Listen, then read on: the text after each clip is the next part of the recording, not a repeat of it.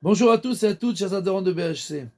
Nous sommes aujourd'hui à la Iloula de mon arrière-grand-père Rabbi Yosef Messas, Zecher Tzadik Kadosh Livracha, et on va peut-être à l'occasion raconter une petite histoire pour montrer ses connaissances en Torah, son amour de la Torah, et son lien intense avec la Torah. Il a raconté une fois au grand rabbin d'Israël, le Rabbi Shlomo Amar, qui était son élève, après qu'il est revenu d'Espagne, où il est parti faire là-bas une opération. Et il raconte qu'un jour, il rentre comme ça chez lui à la maison, et il pense à tous les malheurs que les Juifs ont passés dans ce pays, l'Inquisition et tout ça. Et tout d'un coup, il voit devant lui un prêtre. Il a comme ça eu peur parce qu'il était en train dans ses pensées. Et le prêtre se tourne vers lui et lui dit « Shalom Alecha Rabbi ». Il lui parle en hébreu. Il lui dit « D'où tu parles en hébreu ?» Alors il lui sort une boîte qu'il ouvre, qui était entièrement en or avec des pierres précieuses, et à l'intérieur il y avait un Tanakh, une Bible.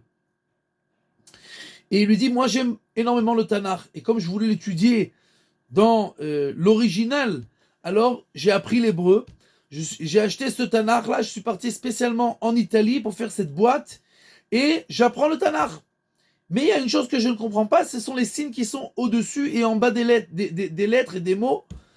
Et Rabbi Yosef lui dit, ça c'est les théamim. Il dit, c'est quoi les théamim? Les théamim, c'est pour savoir comment on lit. C'est quoi l'air des versets? Et le prêtre lui pose la question, est-ce que tu peux me montrer un peu comment on lit ça, comment on utilise ça? Et Rabbi Yosef est en train de raconter ça à Rabbi Shlomo Amar. Et il lui dit, alors je lui ai posé la question, où tu es maintenant? Il lui dit, Cheskel, c'est un des livres les plus difficiles du Tanakh.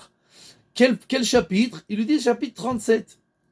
Et alors, Rabbi Yosef ferme les yeux et raconte à Rabbi Shlomo, j'ai commencé à lui dire le chapitre. Il ferme les yeux, il commence à dire le chapitre par cœur, avec les théamim, mot par mot, verset par verset. Il termine le 37e chapitre, il passe au 38, il passe au 39, il a complètement oublié qu'il était là. Et il continue à dire les versets, les versets, les versets, les versets. Jusqu'à que sa femme l'appelle et dit, Yosef, qu'est-ce qui se passe? Pourquoi Et tout d'un coup, il se réveille comme ça, il dit, ah, où on en était? Ah oui, on était en Espagne, il continue à raconter, il était complètement absorbé. Dès qu'il commençait à parler de la Torah, et encore une fois, une connaissance pareille, parfaite de toute la Torah, c'est quelque chose qui n'est pas tellement, on trouve pas ça. Même aujourd'hui, même dans les générations précédentes, toute la connaissance parfaite de tout par cœur, et avec un amour tellement extraordinaire qu'il est imbibé, absorbé, il est complètement déconnecté de ce monde-là dès qu'il commence à parler de ça.